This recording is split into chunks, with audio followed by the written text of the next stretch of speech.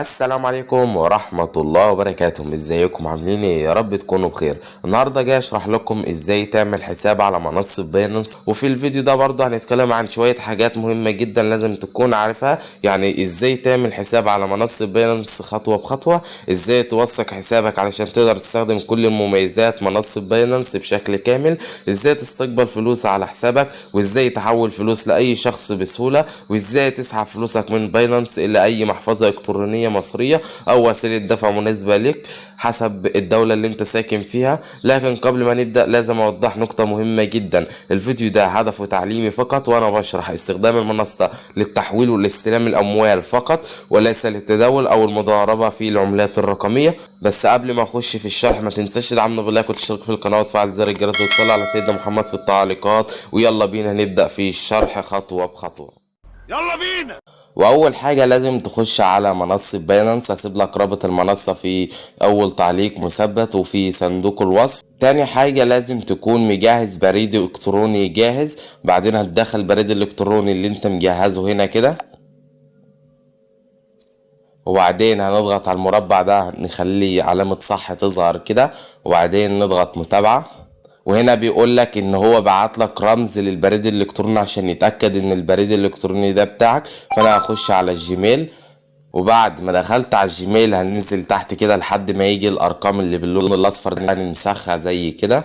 وبعدين هنخش على الموقع تاني وتلصق هنا الارقام دي، وبعدين هنا بتنشأ كلمة سر، وانت تعمل اي كلمة مرور انت عايزها، بس لازم تتوافق مع الشروط دي. وطبعا بعد ما عملت كلمة المرور هنضغط على متابعة، وهنا بيقول لك تم انشاء حسابك ورابط المعرف الاحالة اهوت.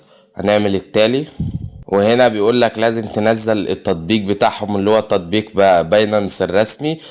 فهنضغط مثلا تنزيل اندرويد، وبعدين هنختار متجر جوجل بلاي، وبعدين بتنزل تطبيق باينانس. وبعد ما بتنزله بتخش على تطبيق باينانس عشان نكمل الخطوات. وبعد ما تخش على تطبيق باينانس بيقول لك اخبرنا عن نفسك. هتعمل انا جديد في مجال العملات الرقمية، وبعدين هتضغط على تسجيل دخول، وهنا بتضيف البريد بتاعك، وبعدين بتضغط متابعة. وهنا بيقول لك ادخل كلمة المرور، هي نفس كلمة المرور اللي احنا عملناها على الموقع، فانا هكتبها وارجع لك. وبعدين هتضغط متابعة، وهنا بيقول لي التحقق بالبريد الالكتروني. يعني هما رسلوا لي 6 ارقام، فانا هخش اجيب 6 الارقام اللي هما رسلوهم لي على نفس بريد الالكتروني اللي احنا سجلنا بيه في الموقع، وارجع لك تاني. وبعد ما تجيب ال6 ارقام هتحطهم هنا وبتعمل ارسال. وبكده نكون عملنا حساب على منصة باينانس. تاني خطوة لازم نعمل توثيق للحساب علشان كل المميزات اللي موجودة في المنصة تشتغل معاك على طول. وهنا بيقول لك اكمل التحقيق من هويتك. هنعمل تحقيق الان، وهنا بيقول لك دعنا نكمل توثيق هويتك. فانت طبعا بتختار البلد اللي انت منها. يعني مثلا انا في مصر فاخترت مصر. طبعا في دول كتير عيت من جميع دول العالم مش الدول العربية بس. وبعدين بتختار المنطقة اللي انت عايش فيها اللي هي بتاعت التوثيق، يعني لان هنا هيقول لك لازم تختار نوع وثيقة. يعني ممكن تعمل ببطاقة هوية حكومية او جواز سفر او رخصة قيادة. فانا هختار بطاقة هوية حكومية، بس لازم يكون عمرك اكبر من ال 18 سنة او 18 سنة. فلو انت اصغر من 18 سنة فتقدر اي حد كبير يبقى عندك مثلا زي والدك او والدتك او اخوك او اي حد يعني يبقى عدى 18 سنة، تاخد منه البطاقة وتخليه يوثق لك الحساب دي. فانت بتختار البطاقة الهوية الحكومية وبتعمل متابعة. لو انت معاك جواز سفر ماشي، لو انت معاك رخصة قيادة ماشي. فانا هختار بطاقة هوية حكومية ونعمل متابعة. وهنا بيقول لك تاخد التقاط صورة ولا ترفع صورة. يعني انت هتعمل التقاط صورة للبطاقة دلوقتي ولا هترفع صورة هي موجودة على التليفون. فانا مثلا هرفع صورة موجودة على الهاتف ونعمل متابعة. وطبعا انا مش هرفع اي صور لان اصلا البطاقه بتاعتي انا موثق بيها في المنصه، فما ينفعش اعمل حسابين بنفس البطاقه. المهم اللي انا هقول لك على الخطوه اللي بعد كده، وبعد كده هيطلب منك توثيق بوجهك، يعني هيخليك تصور نفسك وتبعت له الصوره برضو علشان يعرف ان انت صاحب البطاقه، عشان يتاكد يعني ان انت صاحب البطاقه، ان البطاقه دي بتاعتك انت شخصيا. المهم بعد ما بتوثق الحساب، وطبعا انا هخش على الحساب بتاع الموثق علشان نكمل لك الشرح في التطبيق وارجع لك تاني. وبعد ما دخلنا على حسابنا على منصة باينانس الحساب الموثق، ازاي تعرف ان الحساب بتاعك موثق ام لا؟ لو جينا ضغطنا على الثلاث شرط اللي في اعلى الشاشة دول كده، هتلاقي كلمة موثق مكتوبة تحت كلمة اليوزر، كده الحساب بتاعك بقى موثق. تمام، هنطلع تاني. دلوقتي بقى هنعرف ازاي نضيف فلوس على منصة باينانس. هنضغط على كلمة اضافة اموال. دلوقتي في عندك طريقتين تقدر تضيف بيهم فلوس على منصة باينانس. اول طريقة ان حد يحول لك، يعني ايه؟ يعني مثلا لو انت شغال على منصة على الانترنت او شغال على حاجة معينة وفي حد هيحول لك فلوس بالدولار وانت عايز تسحبها منه، فتقدر تستخدم برضو تطبيق باينانس. اما الطريقة التانية تقدر تشتري من ناس موجودة على تطبيق باينانس، ناس بتبيع فلوس من على تطبيق باينانس، تقدر تاخد منهم الفلوس، يعني تشتريها منهم مقابل كده انت بتبعت لهم من مثلا فودافون كاش، اورنج كاش، حساب بنكي، انستا باي، اي حاجه، يعني حسب طرق الدفع الموجوده في البلد بتاعتك. وعندك اول طريقه اللي هي التداول بالبي تو بي. التداول بالبي تو بي دي اللي انا لسه قايل لك عليها، لو جينا ضغطنا عليها دوت اللي انت يعني بتشتري من ناس موجودين على منصه باينانس. انت بتختار مثلا المبلغ اللي انت عايز تشتريه، او مثلا انا مش هختار مبالغ، انا بشوف يعني الاسعار وكده. انت عندك هنا اول شخص اهوت، يعني دي شخص بيتكلم عادي معاك. تمام، الشخص دوت اول حاجه عنده الواحد دولار ب55 جنيه و42 قرش. لازم اهم حاجه اول ما تخش على التطبيق وعايز تشتري حاجه او تبيع حاجه، لازم تبص على التقييمات والطلبات اللي هو عملها. الطلبات اللي هو عملها 799، اما التقييمات 100%، يعني الراجل دي مضمون.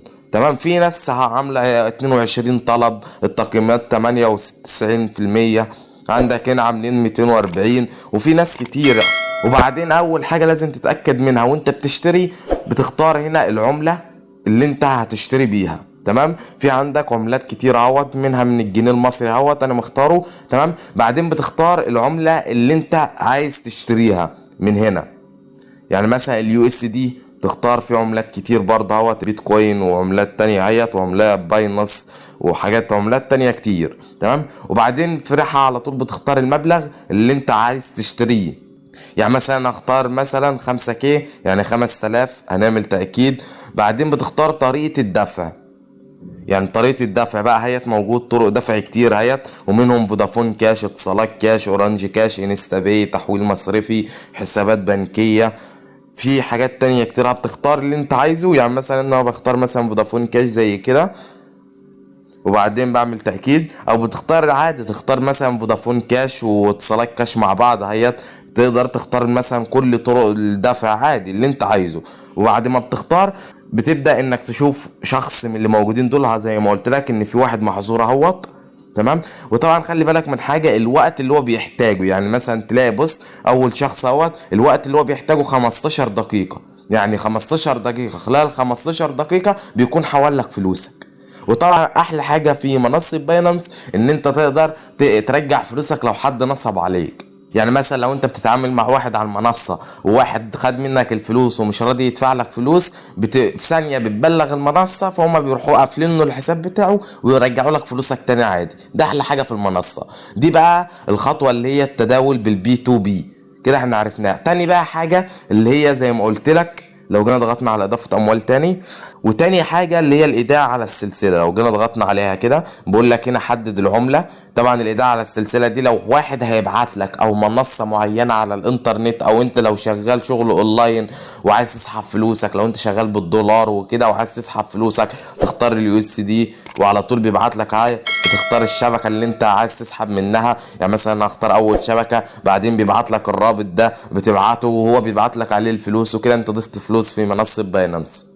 وبكده اكون شرحت لك الطريقتين تقدر تضيف بيهم فلوس على منصة باينانس.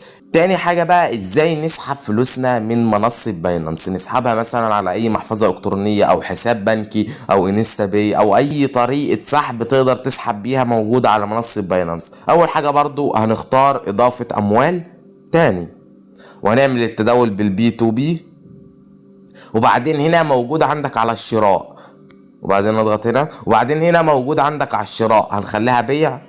تمام كده انت ايه هتبيع عملات بالدولار وهتسحبهم بالجنيه المصري. وبعدين بتختار هنا من العملة برضو وحسب العملة اللي انت عايزها، وبعدين هنا بتحدد المبلغ اللي انت عايز تاخده يعني تسحبه بالجنيه المصري. مثلا اختار 5000 اهيت واعمل تأكيد، وبعدين بتختار طريقة الدفع.